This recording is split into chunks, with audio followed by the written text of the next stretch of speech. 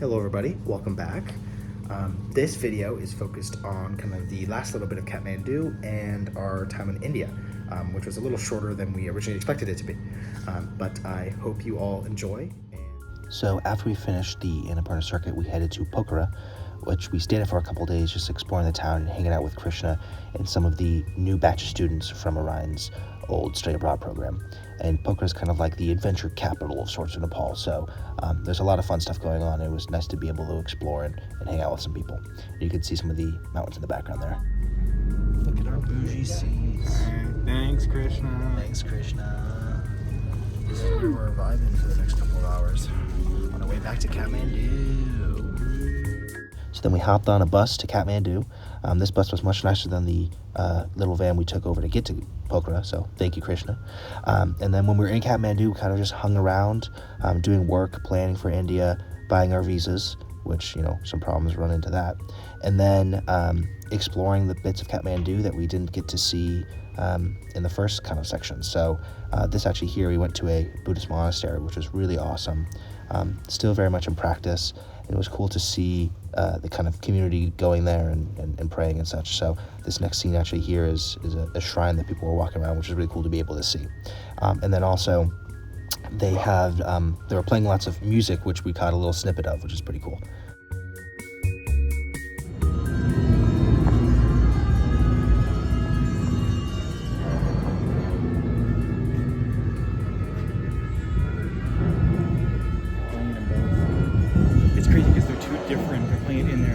They're two different, but they sync. So the next day we headed down kind of south of Kathmandu. This was our very last day in Kathmandu. The next day we were leaving to visit the shop of somebody we met on the Annapurna trek. It's called Purna. It's a manufacturing company. They do different sort of dolls and hats, and the hat that I was wearing that I have, it's a rhododendron black hat, which I actually got, which is from that company. So she gave us a tour, and we got to see the facilities, which was really awesome, and we also got to see a little bit of the outskirts of Kathmandu, which was also super cool. After we got back, we got our haircuts and got ready to leave for Lucknow the very next day.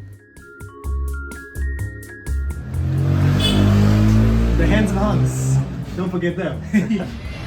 Hello, it is day 2 of Gavin's solo adventures in Kathmandu, while Ryan is in Delhi, Agra, and Lucknow, all 3 of them. Anyway, so I'm heading down to Tamil to do some work. So as you could tell from that video, my visa did not arrive in time. Orion's did. We booked through different sites, and mine just did not arrive when it was supposed to. So I ended up staying in Kathmandu for longer, so I was kind of hanging out here. And I didn't take any videos of the first day I was here because I was kind of focused on trying to figure out how to get my visa, and I forgot to take videos. But I did continue to take videos afterwards, and I tried to do some more exploring and to, make use of the time I actually was in Kathmandu. So I walked over to Tamil, which we usually took bikes over, so I got to see some of the sights along the way, and then I also hit up Kathmandu Dubar Square, which is the last square that I had yet to see. So that was a nice little bonus of staying some extra time. My visa is still yet to come, so I am just gonna do some more exploring. So let's go see some stuff. So again, as you can see, day 3, and I'd still not gotten my visa, which I paid extra to get a visa to arrive on the 25th so I could leave on the 26th, and yet it still, took an extra 3 days to arrive, which was frustrating, but there was kind of nothing I could do other than wait, pretty much. So I headed over to a different section of Kathmandu, which had kind of favela-like buildings, which were really cool to kind of walk around and explore, as these videos here show. So that was fun to check out, and I actually went to the top of the area, which this video shares here, and there was a cool little shrine right at the top, and there was a bunch of puppies there, and there wasn't anybody there, so it was kind of just me and 1 or 2 other people. So it was cool to check out this kind of lesser known spot, and it was really gorgeous and had pretty good views of the kind of surrounding district.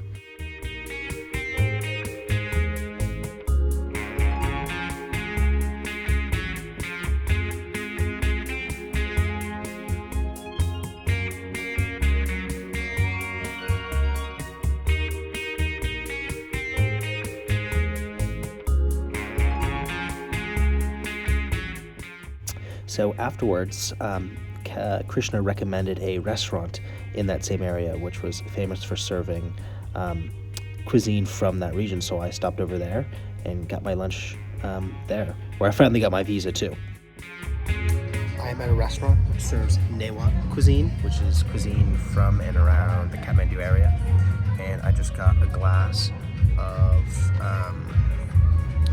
rice beer.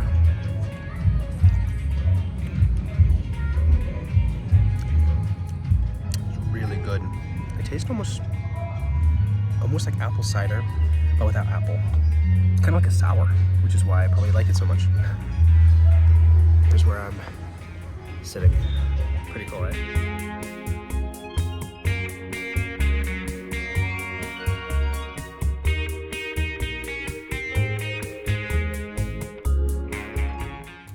So after driving back, I booked my ticket for the very next day early in the morning, and here's me leaving. And then I hopped on a plane, flew over to New Delhi, and then over to Lucknow. The flight over was fairly smooth overall, but as you can see, like, the views in the first half of it were gorgeous. You could see the Himalayas. But then once I got into India, New Delhi, I immediately was hit by a crazy amount of smog. I mean, so much you can't see. This is flying out of New Delhi here, and this is once we flew up not that far. So much smog you can't even see the ground. Orion was kind of telling me some about this when I was in Kathmandu, but it was crazy to see it in person. Okay, I've now made it to Lucknow. Smoggy, but not as smoggy as New Delhi. Heading out of the airport, gonna get a taxi and then meet up with Orion. Our long-awaited meet.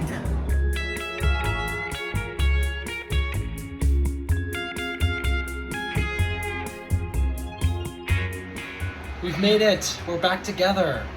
Hey. And now that we're here in India, let's plan how to get out. Let's get the fuck out. But we made it. I need to find a hospital. Yeah, poor Orion. Your cough is bad, man. So once Orion and I joined up, we hopped in an Uber and drove down to downtown Lucknow, which was crazy busy, as you can see. But we each wore I think 2 face coverings and a mask, because the smog there with the AQI was around, I think, 250, 300. But we did get delicious food. This is probably one of the best restaurants right here that we went to. We got amazing biryani and chicken tikka. But sadly, since I arrived late, the very next day we headed over, we basically hopped on a plane and made it over to Amritsar. Goodbye, Lucknow. Bye-bye. See you later.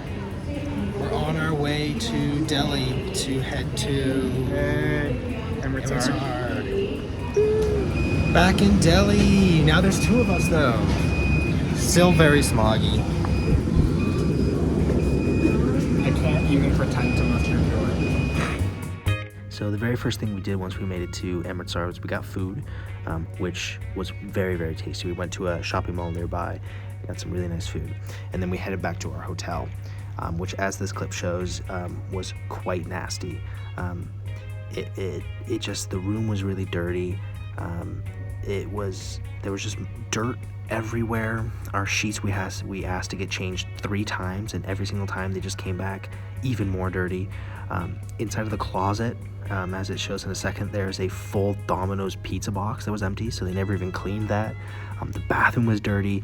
It was kind of miserable. So we were not quite happy to be there. And this is, I think we already had plans before to leave India, but this right here definitely solidified it. We were ready to leave and go to Oman instead, which is where we decided to go and spend 2 weeks rather than going through Rajasthan. I think the other big problem was the pollution was so bad. This shows it right here. We were looking at 425 AQI. We were dealing with daily in Amritsar, and just for context, like 100 is hazardous. 100 is you shouldn't really go outside. So 450 was unbelievable. So after calling my mom, she got us a room at a much nicer hotel where it was cleaner, so we could actually relax. So thank you, Mom. That was very much appreciated. And then we kind of hung out there a lot. I don't think Orion really left that room because he was like, I'm not willing to leave and go outside into the smog, which I do not blame him because it was like really gross. But I decided to, on our very last day in Amritsar before we left, to go explore a little bit and see, the main site, which is the Golden Temple. So I walked my way over there, which, I almost got run over by a couple of cars, which was lovely because the bikes just kind of drive wherever they want, including the sidewalks. But nonetheless, it was cool to walk over there. I was wearing my double masks. I've made it to the Golden Temple. It's right inside this building here, on the other side of it. As you can see, I'm triple masked up because the air pollution right now is 250. So I got my shoes off, gave them to the shoe clerk, and now let's go check this thing out.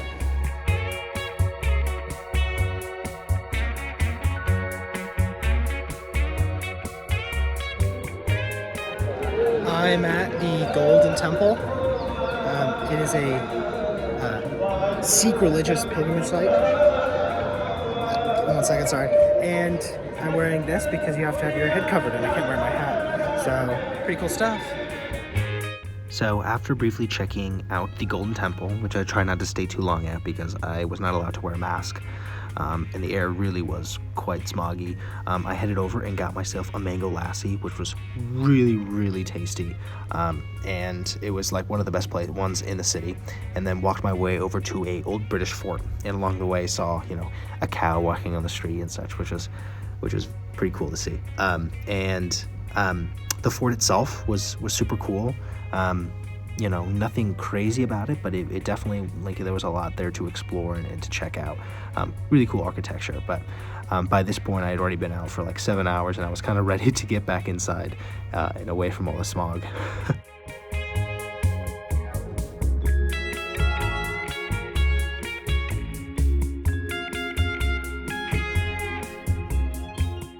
So once I got back, Orion and I headed over to our cooking class that Orion's stepsister Amy, thank you so much, booked us, and we both really appreciate it because it was an amazing experience.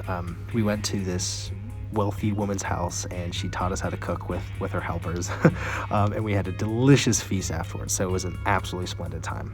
And then the very next day, early in the morning, we got up and we left for Oman, and that is all thanks to Orion's parents. Really, Sean, thank you so much. That saved us because they gave us the tickets to get to Muscat, which was huge. We are in the Amritsar airport, going towards Mumbai, and then from there we're heading to Muscat, Oman. We are leaving this country, and here's a little reason why. You can't see a thing. It's so thick, it's crazy. It's all smog too, it's not fog.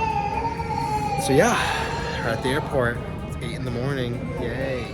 We've made it to our gate through one of the most frustrating and unnecessarily difficult processes of trying to get our bags checked, of weight shuffling, which turned out to be completely useless, so we had to weight shuffle again. Which they told us, hey, you can have carry-ons that are under 7 kilos.